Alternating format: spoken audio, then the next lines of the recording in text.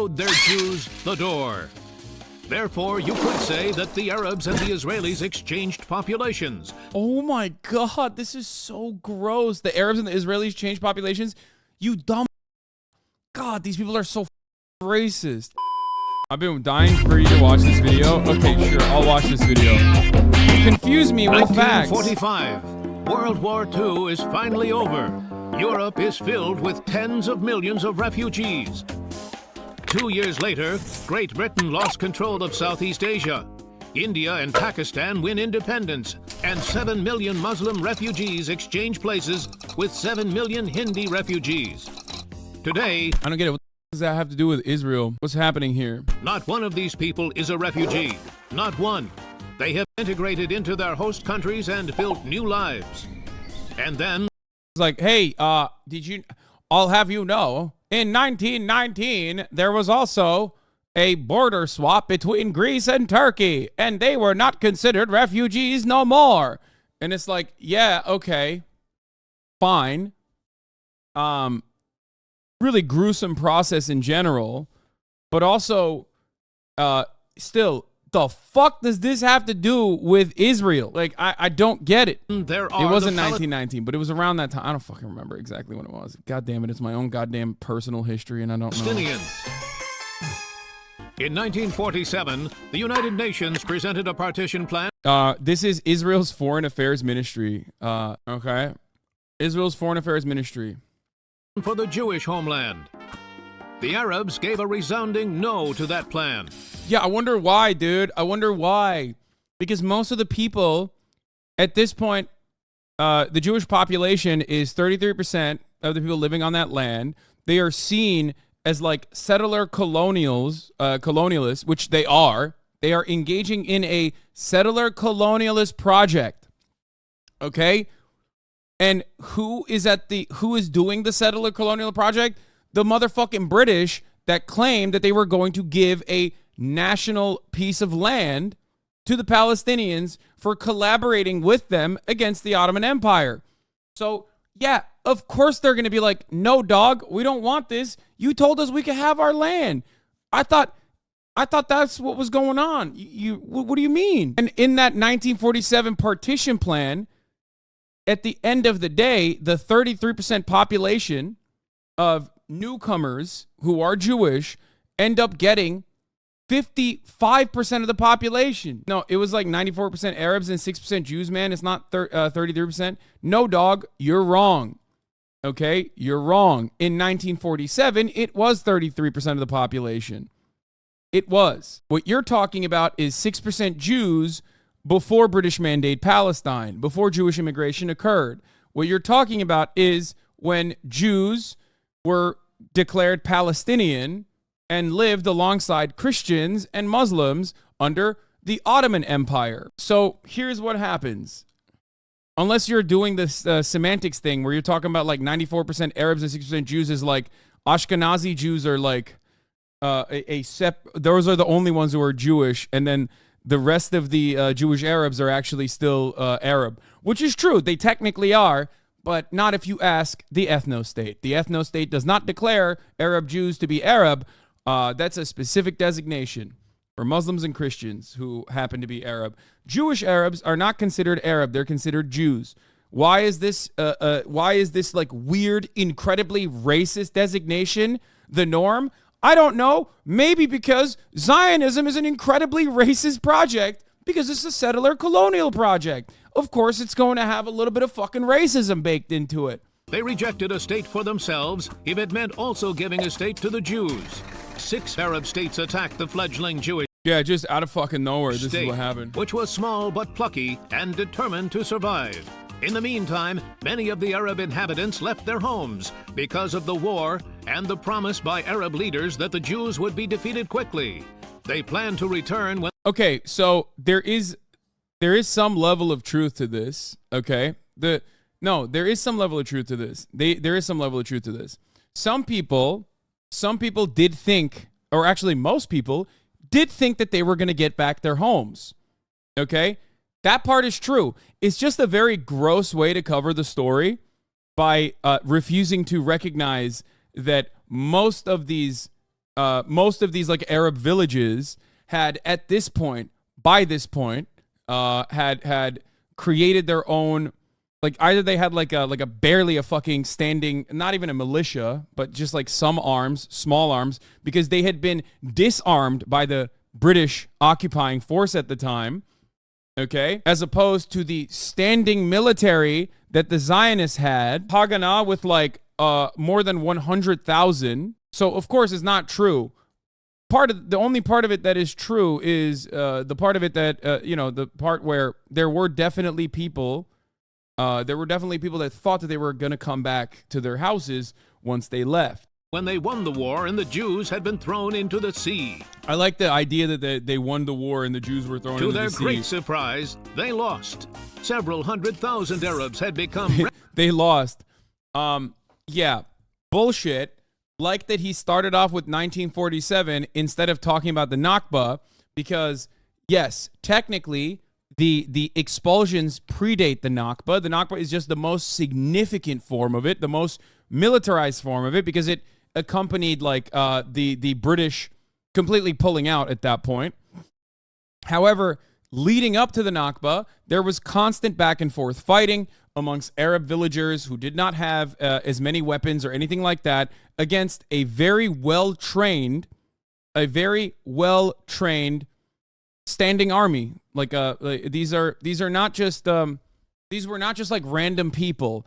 Like in many instances, people try to act like you just had like Holocaust survivors like grab up arms and get killed, and it was a big war against all these Arab nations. It's like fucking bullshit. And also, the reason why this video refuses to even say the word Nakba is because they want to cover it as though like a war broke out. Make videos about history and facts continues to lie. I mean, this is the Israeli government. Of course it's a lie. Of course it's like all of it is a lie. This is akin to like a Turkish government video talking about Armenian genocide being a lie, okay? It's the same shit. I think like me being Turkish, growing up in Turkey, learning about in school, learning about Armenian genocide as being like objectively a lie is the way they cover it in school. This is the way that I've been taught. 100% gives me like a unique perspective on this that most people will not be able to understand. So I get it. Like it's almost identical the way that like the way that Israel talks about the Nakba, the way that Israel talks about the Nakba is identical to the way that Turkey talks about the Armenian genocide, except the difference is Israel's a much more important and valuable ally to the United States, so like they can get away with just straight up fucking lying about everything. Refugees. Later on. Wow, Hassan, are you denying the Armenian genocide? Sad? What? No, I'm not. The fuck's wrong with you? I just described that I just described to you that I grew up in a country that does deny it, and for me to understand it, okay, don't make a joke like that, because there's so many motherfuckers who literally will take that and go, oh, he did it. Let's cut it out. Let's cut this. Most viewers are American. They were a multitude of genocide denial. Yeah, but the difference is like it's impossible for Americans to come to terms with their own genocide denial. But because Turkey is a scary, bad Muslim, I think it's a better way to use their Orientalist perspective as a moment of clarity and education. They would be called Palestinian refugees. On the other it's disgusting. hand, at about the same time, 850,000 Jews were forced out of their homes all over the Middle East. They had lived in the Arab world for thousands of years. I like this fucking propaganda because, like, it literally, first of all, there's multiple waves of immigration that occur throughout this time frame because of different Arab countries having their own post-colonial movements. Which also engages in like Jewish violence and pushing them out of their countries to go to Israel. But it's funny that he's saying this because this video in and of itself, unironically, if you know anything about the Nakba, if you know anything about like the forcible expulsion of Palestinians from their homes, makes it seem like the only reason why Jews were expelled from their homes is because of a reaction to the Nakba, which is true. That part is true, obviously. But it predates, like Jewish immigration into Israel from Arab countries also predates the Nakba as well. So in a weird way, it ends up muddying the waters in a way that like benefits someone who is trying to make a wrong argument, claiming that the only reason why Jews were expelled from Arab countries is specifically because of a reaction to Israel and its nation state being formed. But when the Arabs were defeated and the state of Israel was established, it was too much for the Arab regimes, and they showed... A lot of it was immigration and not expulsion. Yes, a lot of it was immigration, but to say that it was like, to say that it wasn't a consequence of like anti-Jewish violence, like it would be wrong. That I don't agree with. I mean, there was heightened tension even before the Nakba. Showed their Jews the door. Therefore, you could say that the Arabs and the Israelis exchanged populations. Oh my God, this is so gross. The Arabs and the Israelis changed populations? You dumb fuck. God, these people are so fucking racist. Dude. This is so fucking stupid. One, the Palestinians, there is no one united... Dude. This is so fucking stupid. One, the Palestinians, there is no one united Arab population, just like there is no one united Jewish population. Okay? This does two things. One, attribute the violence that other individual Arab nations in their own national movements, in their own nationalist movements to build a nation state for themselves, it attributes all of that violence to Palestinians. Okay, all Arabs are the same. They're one-track minded. They just hate Jews. Okay, so that's number one. And number two, it then makes it seem as though there was like this population transfer that occurred because all the Jews were also one-track minded as well. That they just like kind of swap places.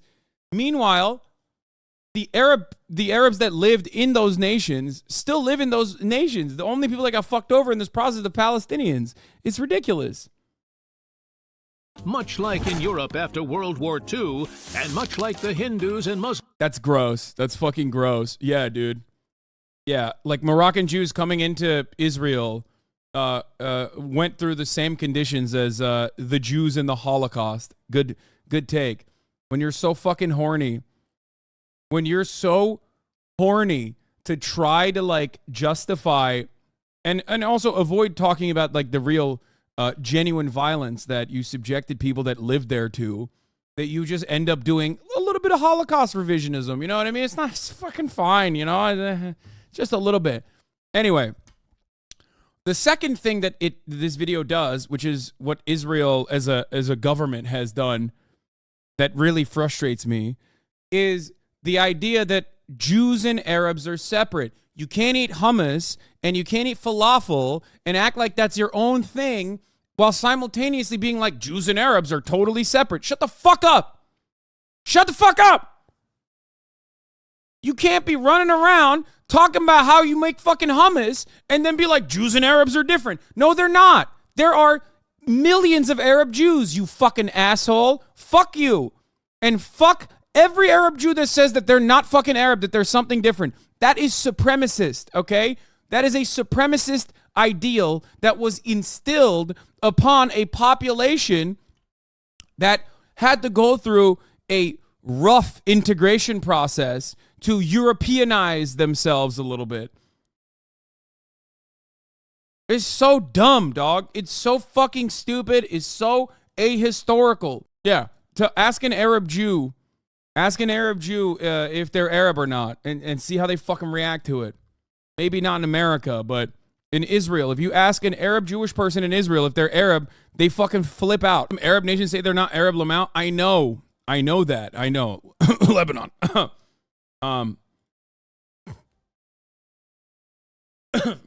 Sorry. That was just a weird cough that I have. I know.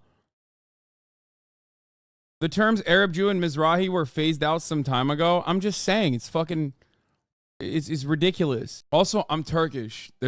I know constantly running away from like any kind of Arabic influence in your culture, okay? Trust me. One thing that fucking pisses Turks off more than anything else is that also being compared to Arabs, they get real fucking triggered by that. Nah, fuck that. I'm Lebanese and I consider myself Arab. Well, yeah, probably because you're Muslim. Muslim Lebanese people consider themselves Arab I mean, this is a reductive take, but Muslim Lebanese people consider themselves to be Arab. Christian Lebanese people sometimes say that they're Phoenician. We don't need to get into all of that, but this video is stupid as fuck. Muslims in India and Pakistan, and leave things at that. But the Arabs aren't willing to leave things at that. If they had, the Arab states would have done what Israel did a long time ago with the Jews from Arab states. Nah, Lebanese Christian here. The Phoenician guys are mostly mocked as far as I know. Yeah, like some Lebanese people in America say that as well. Integrate the Palestinians into their society and provide them with citizenship. Wow, what a not revolutionary idea. So why weren't... Yeah, this is so fucking stupid, okay? It's so dumb. Until 1967, all Arabs, like Palestinian citizens of Israel, that made up, 20% to 25% of the population, were under military rule, okay? And then, after 1967, those guys were still, they are still absolutely systematically disenfranchised in very legal ways because Israel is an ethno-state, okay? But it didn't even fucking matter because then you also have a much larger problem post-1967 where you have an occupation on both Gaza and also in the West Bank. Now you have a much larger Palestinian population that you're completely fucking dominating. They given citizenship or any other rights. The Palestinians were deliberately kept as refugees so that they could be used as a weapon in the war against Israel. Yeah, dude, Israel is always small bean, you know? They're always the small bean country. They're not a fucking violent ethno-state that has done a tremendous amount of ethnic displacement in the region as a settler colonial project. It's always just a small bean, and all these other guys, they're being kept as refugees to hurt Israel. You have to be a fucking schizophrenic psycho to just, like, literally believe this, okay? No, you did this, and you don't want to fucking deal with it. You did it, and you don't want to deal with it, and you don't have to deal with it because, like, nobody gives a shit. Nobody gives a shit about Palestinians. Why? Because they have nothing. There's no natural resources that the Palestinians have historically had. They got fucking olive trees and fishing, okay? So no one gives a fuck about, like, defending their rights. It's just the truth. That's it. And if you want to look at Palestinian history from the American perspective, the only reason why anyone has ever given a shit about Palestinians is because of our allegiances with the Gulf states leading up to the 60s and 70s because the Gulf states had a lot of power from oil. So that's the only ever interest in, like, maybe looking at the Palestinian plight from the perspective of Palestinians was almost always from the perspective of the Gulf nation states that at the very least back then would fucking say, like, this is unacceptable. This is completely unacceptable. We're going to do everything in our power to make the West hurt.